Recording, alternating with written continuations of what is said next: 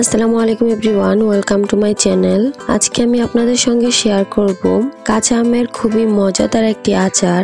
আচার যে কত রকমের হতে পারে এই আচারটি না বানালে বোঝাই যেত না। অনেক মজার খেতে আর দেখতে অনেক বেশি সুন্দর। চলুন তাহলে কথা না বাড়িয়ে চলে যাচ্ছি পুরো রেসিপিতে। আমি এখানে আচার তৈরির জন্য প্রায় 1 কেজির মতো আম নিয়েছি।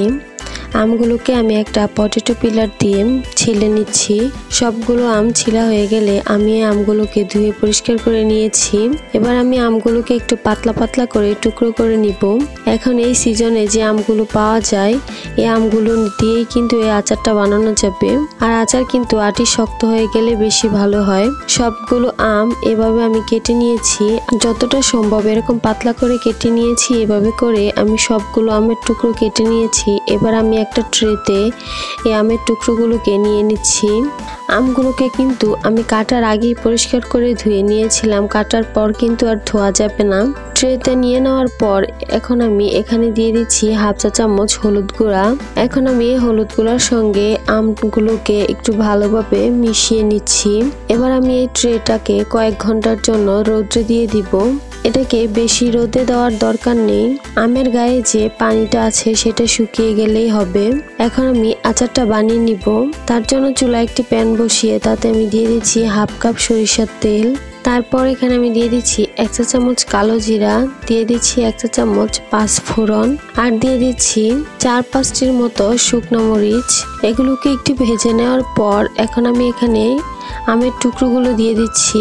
সরিষার তেলের সঙ্গে আমের টুকরোগুলোকে একটু ভেজে নিব। আর আমটা রোদে শুকিয়ে তৈরি করেছি বলে এটাগুলা কিন্তু একদমই গলে যাবে না, এজন্য আচারটা খেতে অনেক বেশি টেস্টি হয়। সরিষার তেলের সঙ্গে আমের টুকরোগুলোকে কিছুক্ষণ ভেজে নিয়েছি। আর এখন আমি এখানে দিয়ে দিব স্বাদ মতো গুড়। তবে আপনারা চাইলে কিন্তু গুড়ের পরিবর্তে এখানে চিনিও ব্যবহার করতে পারেন, তবে গুড়টা দিলেই কিন্তু আচারের টেস্টটা অনেক বেশি ভালো হয়। এবার আমি নেড়ে চেড়ে এখানে দিয়ে দিচ্ছি 2 টেবিল চামচের মতো সাদা সিরকা। সিরকাটা দেওয়ার পর নেড়ে চেড়ে খুব ভালোভাবে আচারটাকে সিদ্ধ করে নিতে হবে। সিরকাটা দেওয়ার পর কিন্তু চিনি থেকে অনেক বেশি পানি ছাড়বে, আর এই পানিতেই কিন্তু আচারটা সিদ্ধ হয়ে যাবে। যখন এরকম পানি ছাড়তে শুরু করবে তখন একদম চুলার আঁচটা কমিয়ে দিয়ে জাল করতে থাকবো, যতক্ষণ না পর্যন্ত খুব সুন্দর একটা কালার চলে আসে। বেশ কিছুক্ষণ ধরে আমের আচারগুলোকে জাল করে নিয়েছি। আর দেখুন এখন আমের আচারের টুকরোগুলো এখনো গলে যায়নি। ঠিক এই পর্যায়ে কিন্তু আচারটা প্রায় বানানোর শেষের দিকে। এই আচারটাতে কালো জিরা একটু বেশি দিলে অনেক বেশি টেস্টি হয় খেতে। আম ফুরিয়ে যাওয়ার আগে কিন্তু এই আচারটা বানিয়ে রাখতে পারেন। একবার বানিয়ে 1 বছর সংরক্ষণ করে রেখে খেতে পারবেন। আচার অনেক রকমের আছে, তবে এক একটা আচারের টেস্ট এক এক রকম হয়। এটা খেতে কিন্তু অনেক বেশি দারুণ হয়েছে। দেখতেই পাচ্ছেন কালারটাও কিন্তু অনেক বেশি সুন্দর হয়েছে। একদম সহজ আর একদমই কম সময়ে দেখানোর চেষ্টা করেছি। আশা করছি আপনাদের কাছে অনেক ভালো লেগেছে আর সহজ লেগেছে। যদি ভালো লেগে থাকে অবশ্যই আমার চ্যানেলটি সাবস্ক্রাইব করবেন। আজকে আমি আপনাদের সঙ্গে শেয়ার করব একটি নতুন রেসিপি। সেটা হচ্ছে কাঁচা আমের অনেক বেশি ইয়াম্মি স্বাদের একটি আচারের রেসিপি। আর আজকে আমি এই আচারটি তৈরি করব তেল ছাড়া, একদমই মশলায় ভরপুর, কোনো রকমের তেলের প্রয়োজন হবে না। আশা করি দেখেই বুঝতে পারছেন আচারটির কালারটা অনেক বেশি সুন্দর হয়েছে আর খেতেও কিন্তু অনেক বেশি মজার হয়েছে। একদমই ঝামেলা নেই, একদম কম সময়ে আপনারা তৈরি করে নিতে পারবেন। চলুন তাহলে কথা না বাড়িয়ে চলে যাচ্ছি পুরো রেসিপিতে। এই আচারটা তৈরি করার জন্য প্রথমে আমি আমের খোসাটাকে ছাড়িয়ে আমগুলোকে টুকরো করে কেটে নিচ্ছি। একটা আমের স্লাইসকে আমি কয়েক টুকরো করে নিচ্ছি। এরকম ভাবে আমি সবগুলো আমের টুকরো করে নিচ্ছি। এখন আমি যে পাত্রে আচারটা বানাবো সেই পাত্রে আমগুলোকে নিয়ে নিচ্ছি। এবার এখানে আমি দিয়ে দিচ্ছি স্বাদ মতো গুড়। তবে গুড়ের পরিবর্তে আপনারা চাইলে এখানে চিনিও ব্যবহার করতে পারেন, তবে গুড়টা দিলে কিন্তু টেস্টটা অনেক বেশি ভালো আসে আর কালারটাও খুব সুন্দর আসে। এবার এখানে আমি দিয়ে দিচ্ছি 2 টেবিল চামচ সাদা সিরকা। এখন খুব ভালো করে আমি এই সবকিছুকে নেড়ে চেড়ে মিশিয়ে নিচ্ছি। কিছুক্ষণ রেখে দিলেই দেখা যাবে গুড়টা থেকে পানি ছাড়তে শুরু করেছে। এই আচারে আমি কোনো এক্সট্রা পানি দিব না, আর এই পানিতেই কিন্তু আচারটা বানিয়ে নিব। আচারের জন্য এখন আমি একটা স্পেশাল মশলা বানিয়ে নিচ্ছি।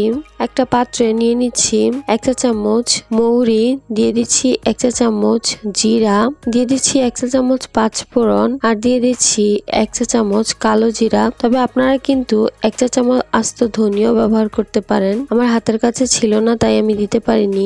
এই আচারে যেহেতু বলেছি মশলা একটু বেশি দিব, তাই এই আচারে সবগুলো মশলা নিতে হবে। এখানে মশলাটাকে আমি অল্প আঁচে টেলে নিচ্ছি। টেলে নেওয়া হয়ে গেলে এবার আমি এগুলোকে ছেঁচে নিব। তবে আপনারা চাইলে কিন্তু এটাকে পাটায় পিষে গুঁড়ো করে নিতে পারেন। একদমই গুঁড়ো করে ফেলা যাবে না, জাস্ট একটু ভেঙে ফ্লেভারটা বের করে নিচ্ছি।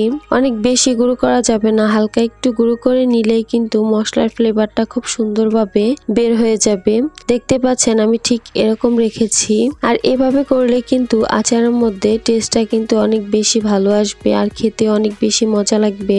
আমার এখানে যে আম আর গুড় দিয়ে মাখিয়ে রেখেছিলাম সেটা থেকে দেখুন অনেক বেশি পানি বের হয়ে গেছে, দেখতেই পাচ্ছেন। এখন আমি এটাকে চুলায় বসিয়ে দিচ্ছি। আর আমটা কিন্তু একদমই গলে যাবে না, এটা কিন্তু একদমই আস্ত থাকবে। চুলার পাত্রটা বসিয়ে চুলার মিডিয়াম আঁচে রেখে জাল করতে থাকতে হবে। আচারটা যখন ফুটতে শুরু করবে তখন এখানে আমি দিয়ে দিব হাফ চা চামচ লাল মরিচের গুঁড়া, যাতে করে কালারটা অনেক বেশি সুন্দর আসে। এবার এখানে আমি জাল করতে থাকবো। দেখতেই পাচ্ছেন আরো কিছুক্ষণ জাল করে নেওয়ার পর খুব সুন্দর একটা কালার চলে এসেছে। ঠিক এই পর্যায়ে এখন আমি এখানে দিয়ে দিব আগে থেকে যে মশলাটা তৈরি করে রেখেছিলাম সেটা। দেখতে পাচ্ছেন আমের টুকরোগুলো কিন্তু এখনো গলে যায়নি। আর এখানে আমি দিয়ে দিচ্ছি বিট লবণ স্বাদ মতো। আচারের মধ্যে কিন্তু বিট লবণ দিলে অনেক বেশি ভালো লাগে খেতে। এবার আমি সবকিছুকে নেড়ে চেড়ে খুব ভালোভাবে মিশিয়ে নিচ্ছি। তেল ছাড়া এই আচারটা বানানো প্রায় শেষের দিকে। আমি এই মশলাটা দিলে মনে হয় বেশি ভালো লাগে, তবে আপনারা চাইলে কিন্তু এই মশলাটা আরো কমিয়েও দিতে পারেন। তবে আমার কাছে মনে হয় মশলাটা বেশি দিলে বেশি খেতে মজা লাগে। দেখতেই পাচ্ছেন আমার এখানে খুব সুন্দর একটা আচারের কালার তৈরি হয়েছে আর দেখতে অনেক বেশি অসাধারণ লাগছে। আমি এবার চুলা থেকে এটাকে নামিয়ে নিব। এখন ঝোলটা এই পর্যায়ে ঠিক এরকম আছে, তবে এটা ঠান্ডা হয়ে যাওয়ার পর কিন্তু ঝোলটা আরো টেনে নিবে। তো এই পর্যায়ে আমি চুলা থেকে আচারটাকে নামিয়ে নিচ্ছি। চুলা থেকে নামিয়ে এটাকে ঠান্ডা করে তারপর কোনো এয়ারটাইট বক্সে রেখে ফ্রিজের নর্মাল চেম্বারে রেখে খেতে পারবেন 1 বছর। এখন এই আচারটাকে আমি একটা বাটিতে ঢেলে পরিবেশন করে আপনাদেরকে দেখিয়ে দিচ্ছি।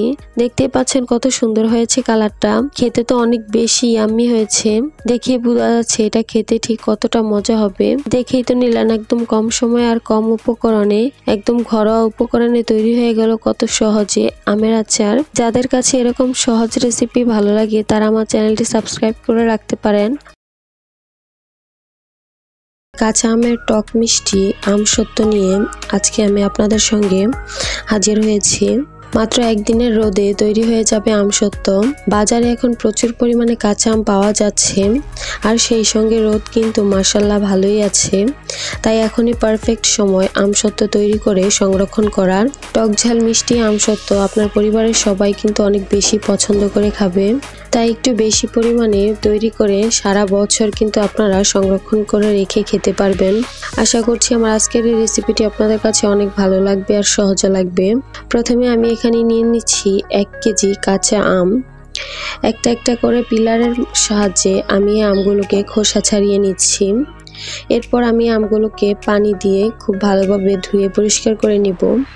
আমগুলোকে ধুয়ে ভালোভাবে পরিষ্কার করে নেওয়ার পর আমি আমগুলোকে কেটে নিব। আমি যে আমের মাঝখানটায় বিচিটা ছিল সেটা ফেলে দিচ্ছি। এরপর আমি আমগুলোকে ছোট ছোট টুকরো করে কেটে নিব। এতে করে আমগুলো সিদ্ধ করার সময় আর বেশি সময় লাগবে না। কেটে নেওয়া আমগুলোকে আমি একটা প্যানের মধ্যে নিয়ে নিচ্ছি।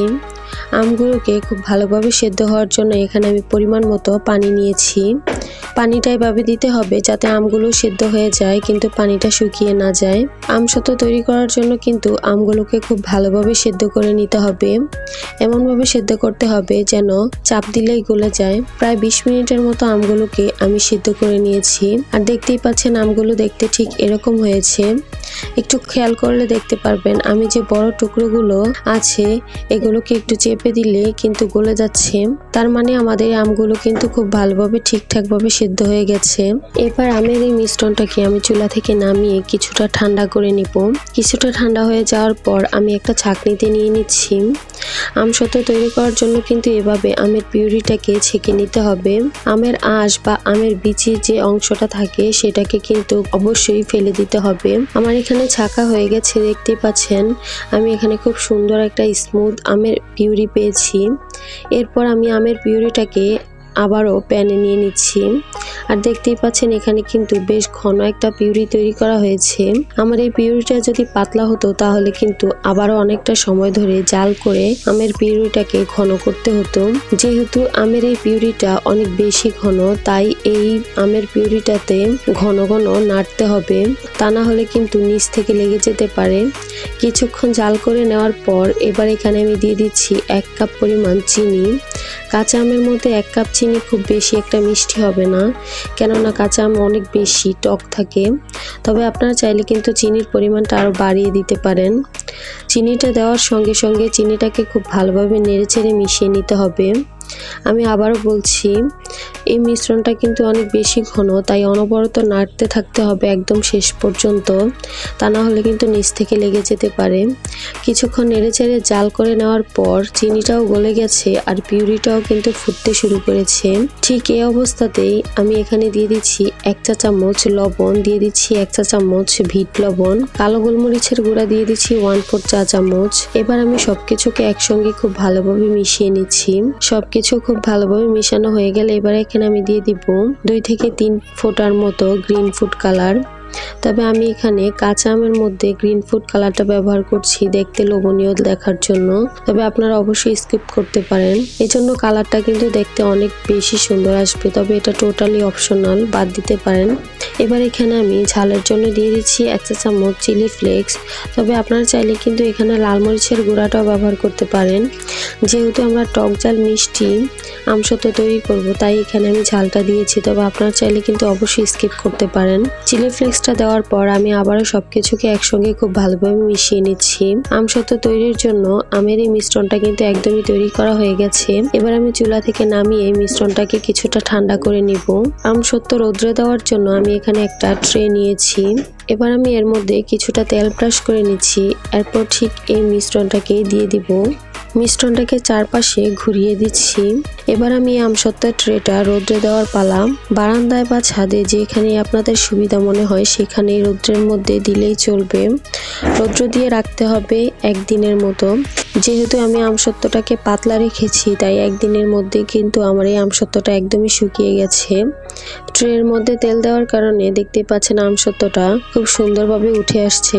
যদি আপনাদের কাছে মনে হয় 1 দিনের মধ্যে আমসত্ত্বটা উঠে আসছে না, তাহলে কিন্তু আপনারা চাইলে আরো 1 দিন রোদ্রের মধ্যে রাখতে পারেন।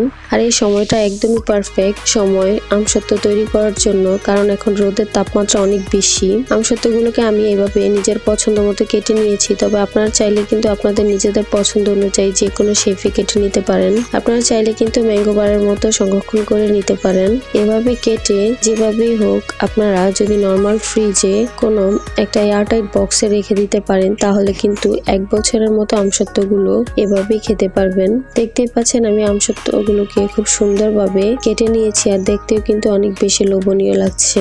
পরিবারের ছোট থেকে বড় সবাই অনেক বেশি পছন্দ করবে। বাচ্চারা তো আমসত্ত্বগুলোকে একদম ম্যাঙ্গো বারের মতো করেই খাবে। টক ঝাল মিষ্টি আমসত্ত্বগুলো যে খাবে সেই কিন্তু আপনার ফ্যান হয়ে যাবে। আশা করছি আমার আজকের রেসিপিটি আপনাদের কাছে অনেক সহজ লেগেছে আর ভালো লেগেছে। আজকে আমি আপনাদের সঙ্গে শেয়ার করব খোসা সহ কাঁচা আমের অরিজিনাল আচারের রেসিপি। একদম সহজেই আপনারা তৈরি করে ফেলতে পারবেন, কোনো রকমের ঝামেলায় পড়তে হবে না। আর আচারটা কিন্তু 1 বছর সংরক্ষণ করে অনায়াসে রেখে খেতে পারবেন। খোসা সহ আমের আচার যে এত মজা হয়, আচারটি আসলে না বানালে বোঝা যেত না। আশা করছি আমার আজকের রেসিপিটি আপনাদের কাছে অনেক ভালো লাগবে আর কাজেও আসবে। চলুন তাহলে কথা না বাড়িয়ে চলে যাচ্ছি পুরো রেসিপিতে।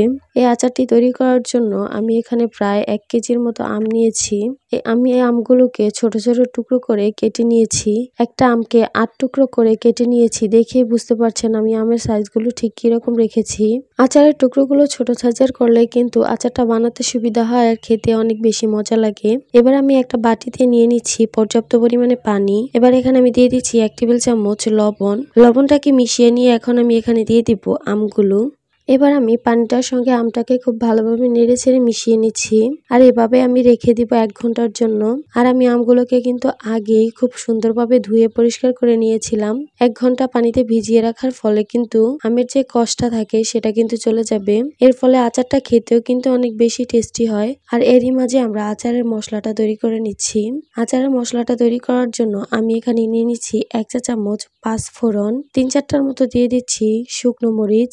তারপর এখানে আমি দিয়ে দিচ্ছি কিছু আস্ত গরম মশলা। নিয়েছি এখানে আমি দারচিনি, তেজপাতা আর এলাচ। আপনারা চাইলে এখানে কিন্তু আস্ত ধনিয়াও নিতে পারেন 1 চা চামচের মতো, তবে আমার হাতের কাছে ছিল না তাই আমি দিতে পারিনি। এবার আমি সবকিছুকে একসঙ্গে নেড়ে চেড়ে মিশিয়ে এগুলোকে হালকা ভেজে নিব। চুলার মিডিয়াম লো আছে এগুলোকে কিছুক্ষণের জন্য ভেজে নিব।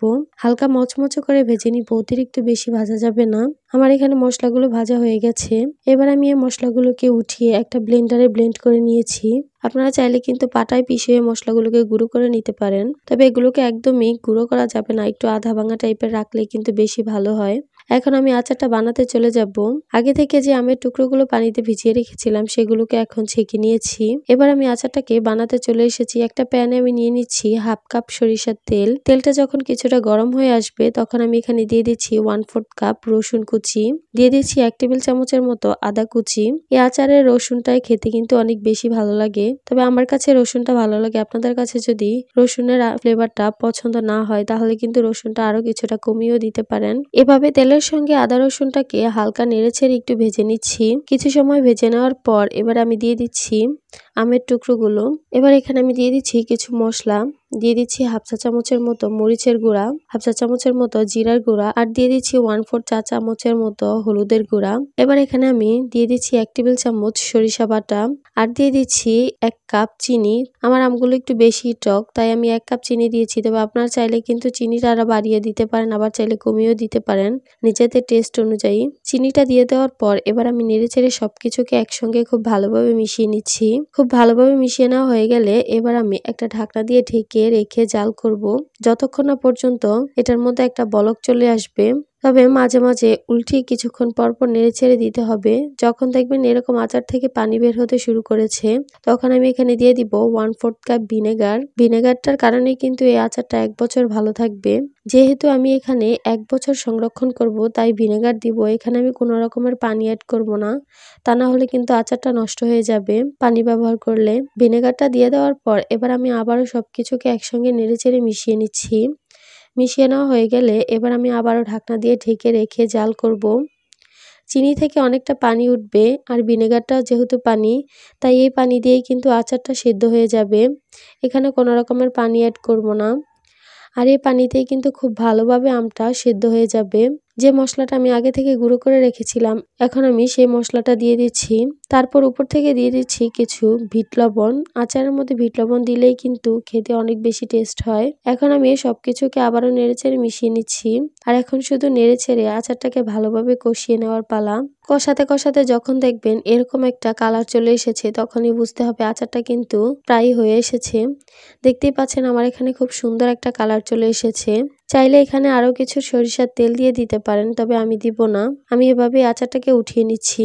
দেখেই তো নিলেন কত সহজে তৈরি হয়ে গেল খোসা সহ কাঁচা আমের রেসিপি। কোনো রকমের ঝামেলা পড়তে হয় না, মাত্র কয়েকটি উপকরণে এই আচারটি তৈরি করা যায়।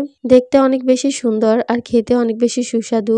1 বছর অনায়াসে ঘরে রেখে সংরক্ষণ করে খেতে পারবেন। কোনো কাচের এয়ারটাইট বক্সে রেখে ফ্রিজের নরমাল চেম্বারে রেখে দিলে 1 বছর অনায়াসে খেতে পারবেন। মাঝে মাঝে একটু রোদে শুকাতে দিয়ে দিবেন। আশা করছি আমার আজকের রেসিপিটি আপনাদের কাছে অনেক ভালো লেগেছে আর সহজে লেগেছে।